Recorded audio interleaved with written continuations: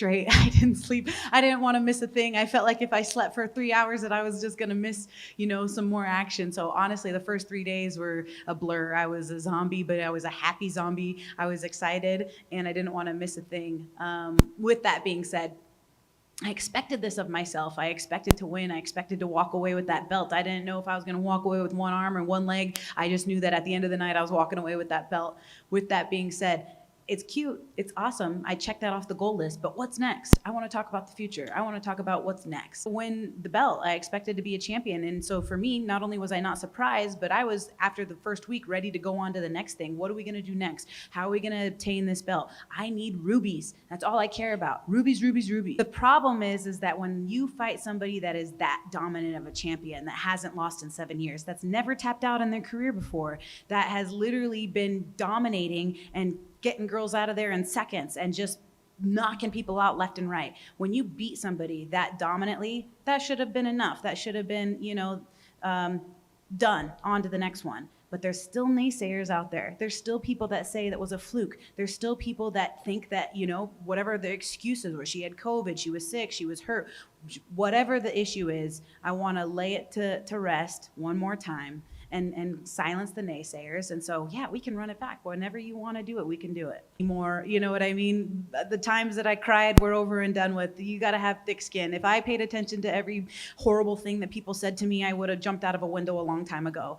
This is fighting, and there's a lot of people that love fighting, but they don't really know a lot about fighting. And so this is just an opportunity to have people come on my journey with me and recognize me as the new champion and to do this with me. Together we can be stronger. And if they just want to follow along and just join me, I would love that, And if I got to show them one more time, then I'll show them one more time. This is something that I've always wanted to do. It's something that I have always put on my bucket list as far as giving back to the next generation of fighters coming up.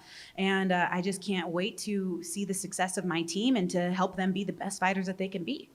So yeah, definitely I feel like in one sense, while I'm training my team, I'm gonna be right alongside them training myself. Maybe we can work the whole season on what I need to do in order to make sure that this rematch is gonna go off without a hitch. I don't know.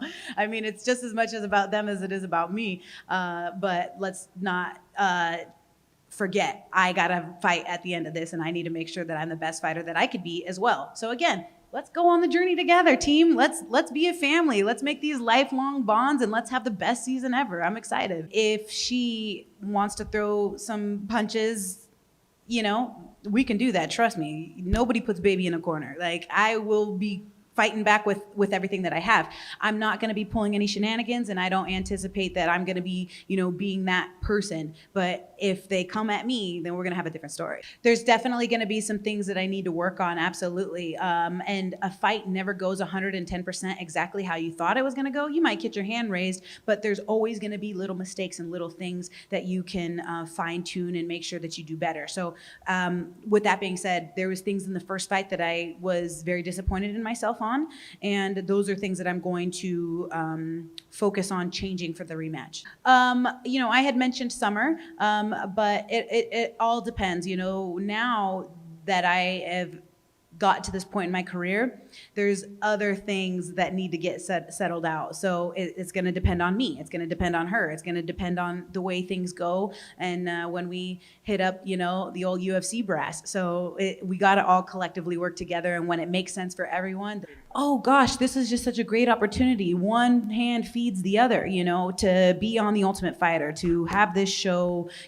airing before the rematch comes out. I think it was a perfect scenario, and I don't think it could be leading up to the pay-per-view any more perfectly than doing this show. No, I absolutely do believe that, probably because she's probably felt this way for a long time. She's at a one-stop shop at American Top Team, a McDonald's cookie cutter type of gym where they're just throwing these guys in and out and in and out, and everyone trains with everyone. You got Jorge Masvidal, used to be friends with Colby Covington, used to be friends with Dustin Poirier. Now they all hate each other, but they still got to train in the same gym. It's awkward.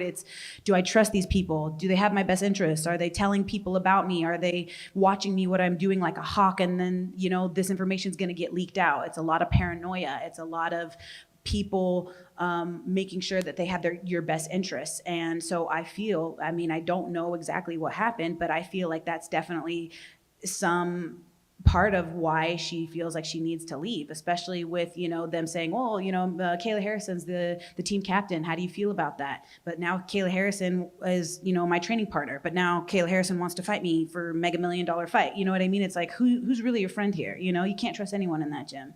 And so I anticipate if she said, this was a long time coming, I believe that. I really do.